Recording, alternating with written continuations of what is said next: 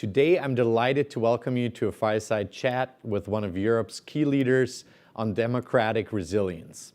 It is my pleasure to introduce Dubravka Šuica, European Commission Vice President for Democracy and Demography and co-chair of the recent Conference on the Future of Europe. Madam Vice President, a warm welcome to the Atlantic Council. Good morning. You joined us 2 years ago at our inaugural EU-US Future Forum to discuss the Conference on the Future of Europe, and we'll come back to that, but we're so pleased to be able to welcome you back to the Atlantic Council today in person and continue the conversation on promoting democratic resilience and participatory democracy. As you've previously put it, we live in a new geopolitical reality for democracy. Russia's illegal war in Ukraine and its attack on Ukrainian democracy are only the most blatant threats, obviously. We're also seeing repression of people's democratic freedoms from China to Iran. And as you've argued, the manner in which we live our democracy within has both an external and an internal impact. Democratic backsliding at home has real implications for our credibility abroad, as we're seeing with our diplomacy and engagement around Ukraine. And so we cannot allow that erosion of democracy in Europe and the United States go unchallenged. So we're looking forward to talking about these challenges, what we can do about them, and what role citizen engagement and participatory democracy can play. As a former mayor of Dubrovnik, the Vice President brings firsthand experience to this conversation and firsthand experience in empowering citizens in governance. Along with her career as a university lecturer, gives you a unique perspective as we discuss how to advance your mandate and increase local engagement in Europe. In democracy. We're also looking forward to legislative action. We'll discuss that more at the European level, and the world's second Summit for Democracy in March. And so we'll dive into all of that, into the EU strategies and efforts to promote democratic resilience in Europe and beyond. Before we get into the conversation, a quick housekeeping note to our audience watching virtually. Make sure to follow along on Twitter at our handle @ACEurope. And if you wish to submit a question, you can do so via social media or by using the Zoom chat function. So with that, let's start with the big picture. Earlier this week, in his State of the Union, President Joe Biden made powerful statements about the importance of democracy as the most fundamental thing of all. This is one of the core shared values between the European Union and the United States. At the same time, on both sides of the Atlantic, we've had our struggles with democracy not just in recent years, but especially in recent years. How would you explain the importance of democratic resilience and your mission and mandate to the average American, average European citizen? First of all, thank you for having me here this morning. Of course, democracy cannot be taken for granted nowadays, and this is the reason why democracy is high on the agenda of the European Commission. But so far as I see, it's also high on the agenda here in the United States. I was following the State of the Union address of President Biden, and I saw that big chapter was devoted to democracy. And democracy is something which we badly need, which is a basis for everything. So without having democracy and democratic systems in our countries, our economies suffer, our social life suffer. So democracy is the basis for everything. And this is the reason why this alliance between Europe, European Union, and United States of America is of utmost importance for the world. And this is what we are trying to do. It's a pity that we have to defend democracy. So when you ask me about democratic resilience, this is what we are doing at the moment, trying to defend our way of life, also European way of life, but also American way of life. And as you rightly said, there are also some cracks or problems within our own systems, and this is what we are trying to repair, if I may say so. So you mentioned Conference on the Future of Europe. This was our exercise, but in the end, a very successful exercise to include citizens. We think that citizens are very important in order to cherish our democracy, in order to nourish our democracy. As I said, it's not anymore business as usual. We thought at one point that we are fine, but little by little we realized with all geopolitical developments, but also with the developments within, we see many populistic ideas, and we think that we have to be able to be resilient to these populistic ideas, because it's easy to say, it's easy to promise, but it's not easy to implement, it's not easy to execute in the end. And this is something we have to make our citizens aware.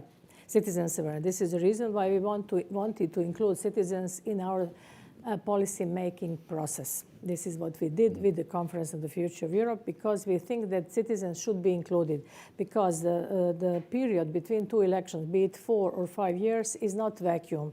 So citizens have to be included in our processes. We have to burst our bubbles if they exist. And this is what we have been doing with the Conference on the Future of Europe. So we listened to citizens, and we included their ideas, for example, in this year's Commission work program. So ideas of citizens were their concerns, daily concerns, their hopes, and that's what we included in the program and in our legislation for this year. I want to come back to that a little bit later, but first, you already spoke about the challenges, the defense of democracy. What do you see as the main challenges to democracy in Europe, and how that impacts Europe's role at home, but also abroad? Key challenge, according to my opinion, is foreign interference and fake news.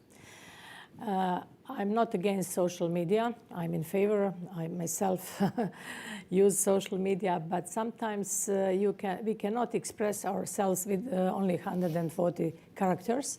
It's not enough in order to explain to our citizens. So foreign interference is present nowadays, having in mind what's going on with this atrocious Russian war against Ukraine. And what we are trying to do, we are trying to cherish our democracy from within, to make our citizens be resilient. And how are we going to do it? You cannot do it overnight. So we have to start from early kindergarten. We have to start from primary school to teach our children, to teach their parents, to teach our citizens how to differentiate between fake and non-fake. And this takes time. And this is what we are trying to do with different mechanisms, with, for example, defense democracy package, which has been announced by our president in the State of the Union address. Mm-hmm.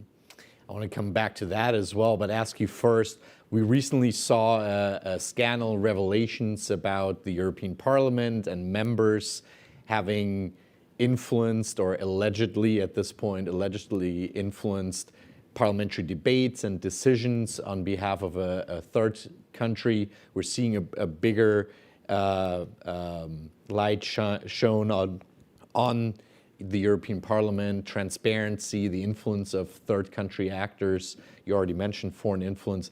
How damaging do you think that scandal has already been, and what do you think the European Union should do in terms of increasing transparency, accountability in the formal democratic processes? To be moderate in my answer, this was not good for the credibility of European Parliament and for credibility of European institutions. So this was not good, and this is not good. Fortunately, European Commission is fine, but we have transparency register, we have everything, but now we have to strengthen our ethics body and all these bodies which deal with this. So 701 MEP, they have to to align with these transparency rules. And this is something which was not the case. I cannot, since this is a process, it is ongoing, I won't say anything, but damage is or has been done to European institutions, and citizens start not believing anymore in us politicians. And this is something which we have really to repair. And this is why we have to be in direct contact with citizens. We have to include this deliberative process and deliberative democracy, because it's not enough. When you are elected, you are fine for 5 years. It's not fine. It's not enough. And some MEPs were not happy with the introduction of this deliberative democracy, because they think, or they thought, that they are elected directly by citizens. So why do they need citizens in the policy-making process? But what we replied to them, and what we think, and it's our firm position, this is only to empower us policymakers. This is only to strengthen us, to be in touch with our citizens and to listen to their ideas, because they are sometimes, especially young people, because we were talking about future and of course also about present, but we are talking about their future. And this is the reason why we included 1/3 of young people into our processes from 16 to 25 years old, because they are sometimes more creative, they have different mindset, and this is what we have been doing all the time.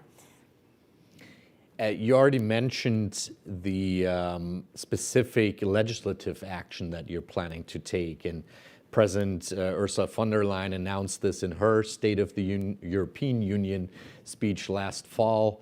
The Defense of Democracy legislative package. How do you plan to equip the institutions, but also European citizens, to participate in European democracy more proactively? And what are some of the specific tools you're hoping to give yourself and citizens through that package? As I already said, unfortunately, we have to defend our democracy, and this is what President von der Leyen announced during her State of the Union speech. It was not only an announcement, but it is now part of our Commission work program for this year. So this defense democracy package will be adopted by the end of second quarter, I think end of May or beginning June. There are two strands of this democracy defense package. One is how to fight foreign interference and how to legislate. We will legislate it. You mentioned the European Parliament and this scandal. It was about NGOs and civil society. Mm-hmm. What we want to do with this, to make a totally transparent process of financing NGOs, civil society, also political parties, and this will be part of our legislation. Second strand of this package is how to make us resilient from within, how to create this civic space which will be big enough and which will be free enough for our citizens to be included into policy-making processes. This is what we are aiming at with our defense democracy package. At this moment, it's under construction, so I cannot say more. But the very reason that we need this means that our democracy is endangered, and this is the reason why we have to strengthen our policies, and we have to, especially we have to empower our citizens, because they are the ones who vote. In the end, they are voters, and if they are misled, then they vote different, they vote populists, and we are against this, because we think that they cannot bring anything good to our societies and to our well-being of both European but also American citizens. We remember January the 6th, and I think this shouldn't repeat and happen never again.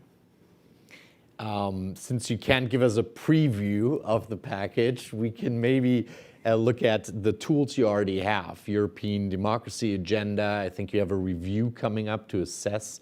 You have an update on the online code of conduct. Can you talk a little bit about how you feel about the tools you already have, the initiatives you already have? First of all, it's a democracy action plan which we adopted at the beginning of this mandate, and it will be revised soon. It's about free elections, it's about freedom of media, and it's about financing political parties. So this is something which we have to be really strict on, and freedom of media is for us high on the agenda. And now everything is somehow highlighted because of this bloody war which is ongoing on European continent. So we are focused on this, and if I may be open, our work, although at the beginning we had and we have our priorities, and we still stick and adhere to our priorities, which are digital and, as you know, and green. At the same time, we are focused on how to help Ukraine, how to help our people, our citizens, European citizens, Ukrainian citizens, and this is a big part of our work is devoted to this. But at the same time, we are keeping to our priorities, which are very important. You ask me about tools. There are many tools which we have at our disposal. For example, there is a rule of law report which we have for each member state every year in July. So we are following what's going on in each of 27 member states. So rule of law report is very important in order to, for example, there is a stick and carrot system. So there is also conditionality mechanism. So some of our countries cannot receive European budgeting, European money, which is huge, especially after COVID. And we have this recovery and resilience funding, Next Generation EU. These countries are, due to bad results in the rule of law report, cannot be funded from European resources. So this is how we are trying to make people in these countries be aware that democracy works. That was, you mentioned this withholding funding based on democratic performance in member states. That was quite a controversial process to get there and to take for some of those decisions. Do you see that consolidating as a key part of the political process among member states at the EU level? Are you happy with how far the Commission has gotten there, and how controversial does this remain? It was controversial at the beginning, but little by little we managed to have it, and we now use this tool, and this tool is successful, I think, and this is the only tool. Otherwise you can't do anything, and you have to live with these undemocratic situations in some member states. I won't mention them now, but it's obvious. Let me pivot a little bit. You've served at the local level in politics, national level in Croatia, and then at the European level, both in the Parliament now and as Vice President of the Commission. If you look at your experience, especially as a mayor, where the problems are much closer. You, as a political decision maker, policymaker, are much closer to the citizen. How has that experience informed your work and how you look at your mission and mandate? This experience is very important for my work, and the reason why this portfolio on democracy and demography and Conference on the Future of Europe was assigned to me by President von der Leyen was exactly this part of my curriculum. Because I'm the only former mayor among 27 commissioners, so she thought you might be best to talk to citizens. But let me tell you, when I look at my CV, sometimes when I wake in the night, and when I look at the 30 years of my political life, then I can tell you that democracy works, because in 1991 I used to be in shelter with my 8-year-old daughter at that time, same as the women and children are doing now in Ukraine. Then little by little I became city councillor, then mayor, then member of your Croatian parliament, then member of European Parliament, now Vice President of European Commission. So in 30 years time span, we showed that we defended our country from autocrats, and now I'm I'm having this Deja vu high of sorts. high position. Yeah. So this shows that democracy works, but 30 years is a long period. This is not what I wish to our fellow Ukrainians. So I wish that they achieve their democracy and their freedom much earlier than Croatia did at that time. So position of mayor was very important for my political life, and this somehow marked my political life. I want to bring in our audience questions. We have a question from Jack Krupunski, freelance writer. When Freedom House comes out with its annual ranking of freedom around the world later this month, do you expect any improvement, or will this be the 17th consecutive year of decline in freedom and democracy around the world? What are your expectations? Of course, my expectations are always positive, and I think that we have to move on this in this ranking. Unfortunately, the whole world is turbulent nowadays, as you mentioned in your introductory statement. So things are not good at this moment, but we are the ones, we, free world, like European Union and United States and our partners in Canada, Japan, Australia, New Zealand, and all over the world.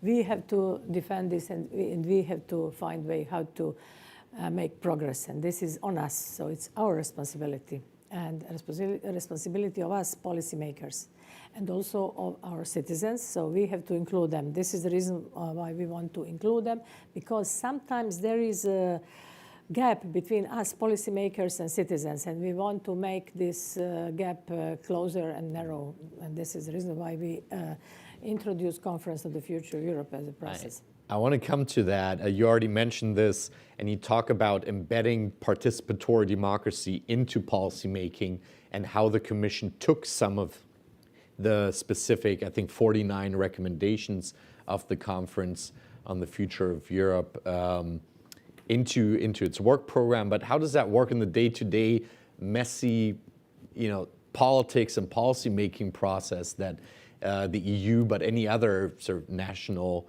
government faces? It works very well, and we really embedded deliberative democracy into our policy-making process. At the moment, while we are speaking now here in Brussels, there is a European Citizens Panel which starts on mobility in education. So European Citizens Panels become part of our policy-making process. We had one on food waste. There will be one on digitals and metaverse. There will be one on mental health. And all of these are ideas of our citizens. So now we again select citizens randomly and ask them before started drafting any big legislation. We ask citizens through European Citizens Panels to tell us what do they think.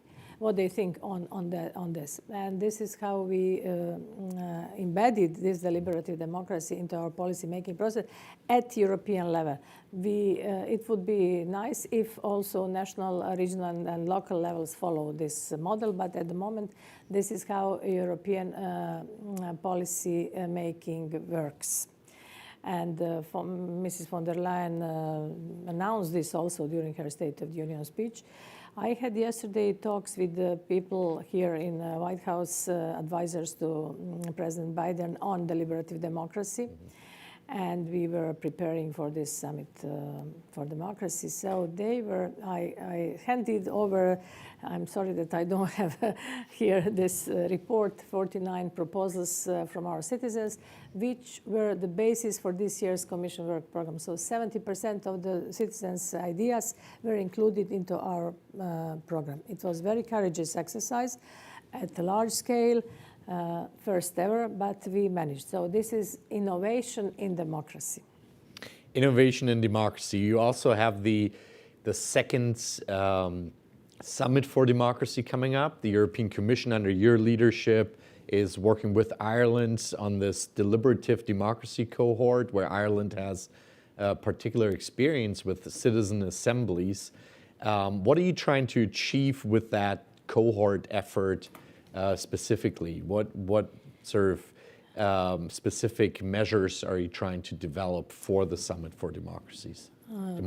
We in Commission, and me myself, we are big supporters of cohorts, because we think that this is the best place to exchange ideas with our friends from all over the world. It's not only Ireland and European Union, but it's also Ghana, Zambia, Costa Rica, Netherlands. So many different countries are included, and we think that cohorts are very good tool to promote our democracy, not only to protect it, but also to promote it. This is what we are trying to do. The Summit for Democracy is, I'm here in order to prepare this summit from our side, and I think this is something what President President Biden, in his inaugural speech, he said that he is going to organize summit, and one is over. We are preparing second one, and I hope that we will follow up on this, because we have to show the rest of the world how democracy really works and matters. And this is what I think United States leaders together with us in European Union. I want to sneak in one more question. I know you have a very large portfolio. Democracy is a big part of it, but you also are responsible for demography. And so I wanted to ask you, before we wrap up, how you see the connection there. You talk about the nexus between demography, the green transition, and the digital agenda, which are priorities for the European Commission and the European Union. Can you explain how you see that connection of these agendas? First of all, this is first ever portfolio in European Commission on democracy and demography. And people started asking me at the beginning, 3 years ago, what's the connection? First of all, the connection is the root of the very two words, demos. Everything is about people. Everything is about citizens. How do I connect these two portfolio? Demography.